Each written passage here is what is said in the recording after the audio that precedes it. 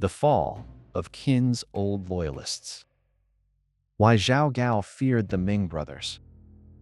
Meng Tian had been removed from the Northern Army. But Zhao Gao's problem was not over. There was still another Ming. Meng Yi, the brother of General Meng Tian, was much closer to the imperial court. And that made him dangerous in a different way. If Zhao Gao only feared soldiers, then removing Meng Tian should have been enough. But it was not enough.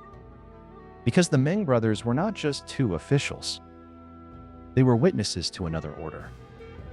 An order that belonged to the first emperor. An order that the new regime could not allow to remain alive. Welcome to the Dragon Archive, where Chinese history is told through story, evidence, and the shadows left behind. In the previous episode, we followed the fall of General Meng Tian, the northern commander who had questioned the edicts sent to Fusu. Meng Tian had not raised an army.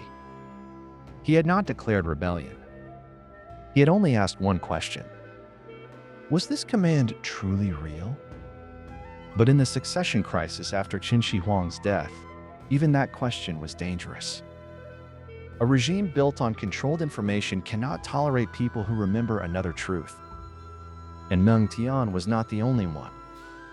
His brother, Meng Yi, stood closer to the imperial center. He was not a frontier commander. He did not stand beside the Northern Army. But he had served near the first emperor's court. He belonged to the old chain of authority. Together, the Meng brothers formed a problem that Zhao Gao could not ignore. One brother stood near the soldiers.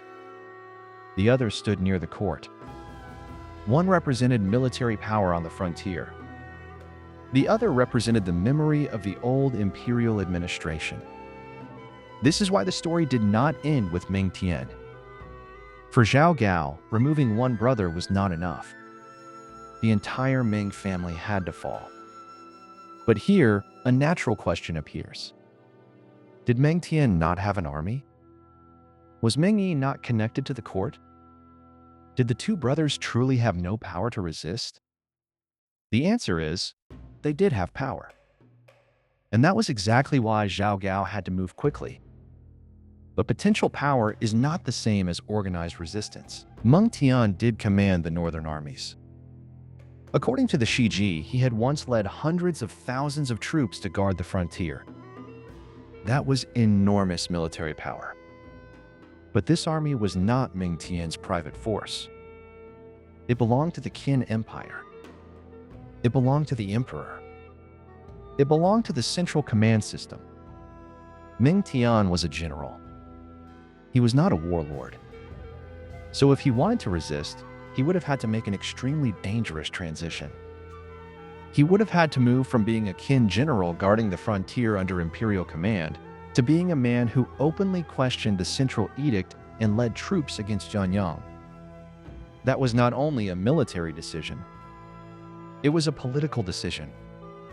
Because once Meng Tian raised troops, Zhao Gao and Hu Hai could immediately define him as a rebel. And for the soldiers of the Northern Army, the choice would not have been simple. Would they follow Meng Tian? Or would they obey the central envoy who carried the imperial edict and seals? Meng Tian's military power depended on legitimacy. Without legitimacy, an army might not become a force of resistance. It might become a risk that crushed him. Meng Yi had the opposite problem. He was closer to the court. He knew the old system. He may also have remembered Zhao Gao's earlier crime and the time when he had judged Zhao Gao according to the law. But Meng Yi did not have Meng Tian's army. He had court status. He had memory. He had connection to the old administration. But he did not have a direct military base. So the power of the Meng brothers was divided. Meng Tian was outside, with soldiers, but far from the capital. Meng Yi was inside, near the court, but without an army. Separately, each could be isolated. But together, they could become something very different. And that was what Zhao Gao feared. He did not fear that the Meng brothers had already rebelled. He feared that they still possessed the pieces from which rebellion could be built. If Fusu had still been alive, the danger would have been even greater. Fusu could have provided imperial legitimacy. Meng Tian could have provided northern military power. Meng Yi could have provided the support of old court memory.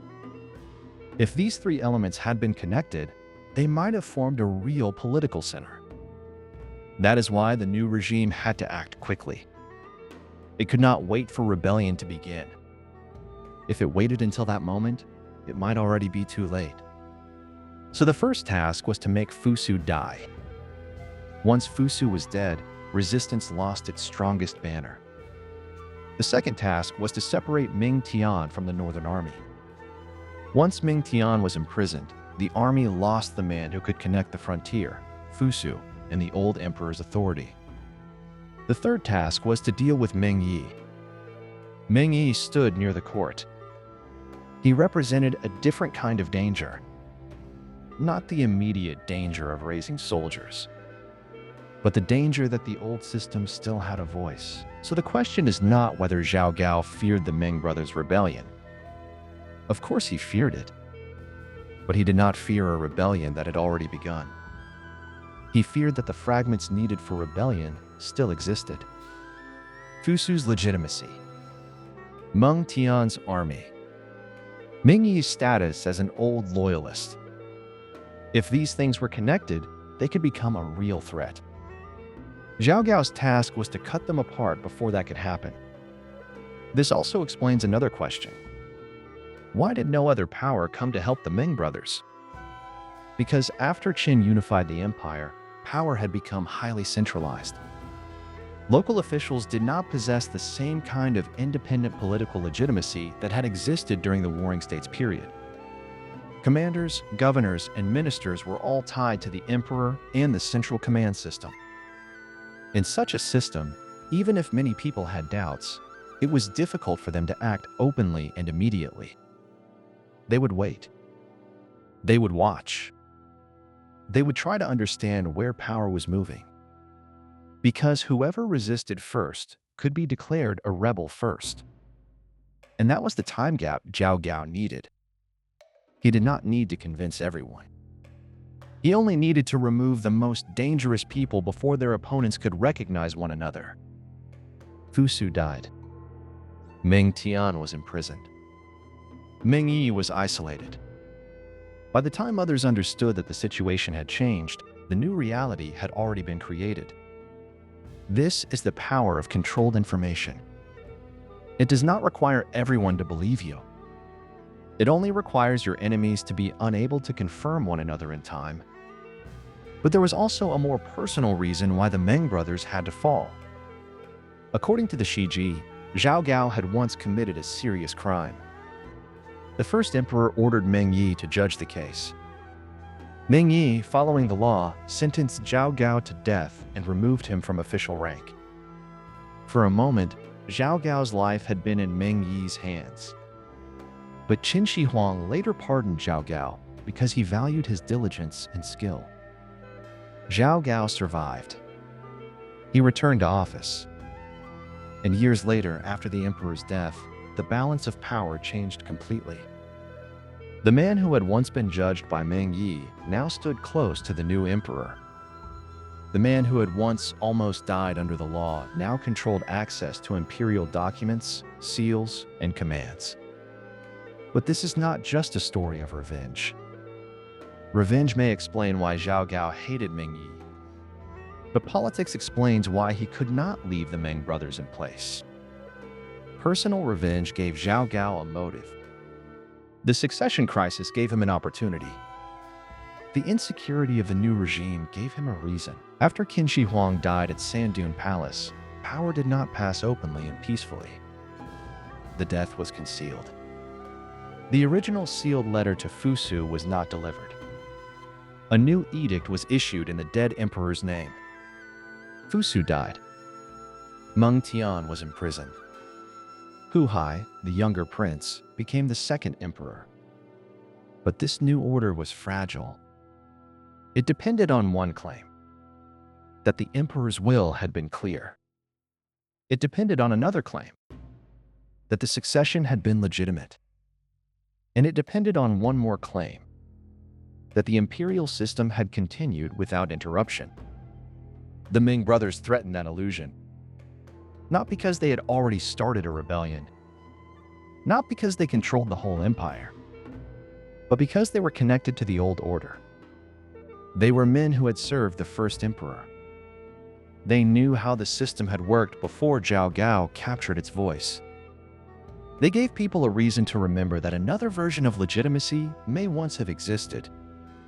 That is why Zhao Gao could not simply win them over. A legitimate ruler can use old ministers, but a stolen voice must silence them. Old loyalists are useful when the succession is secure. They are dangerous when the succession is built on doubt. Meng Tian was dangerous because he had soldiers. Meng Yi was dangerous because he had memory, status, and an old history with Zhao Gao. Together, they were not just two men. They were a bridge between the dead emperor and the living empire. And Zhao Gao needed that bridge destroyed. According to the Shiji, the fall of the Meng brothers did not end in exile or retirement. It ended in death. Meng Yi was first imprisoned. Zhao Gao accused him before the second emperor and brought back the old grievance. Meng Yi had once judged Zhao Gao's crime and sentenced him to death. Now the situation had reversed. The man once condemned by Meng Yi had become the man who could destroy him. In the end, Meng Yi was killed. Meng Tian, still imprisoned at Yangzhou, also received the final command. He was ordered to die. The Shiji records that Meng Tian defended his service to Qin.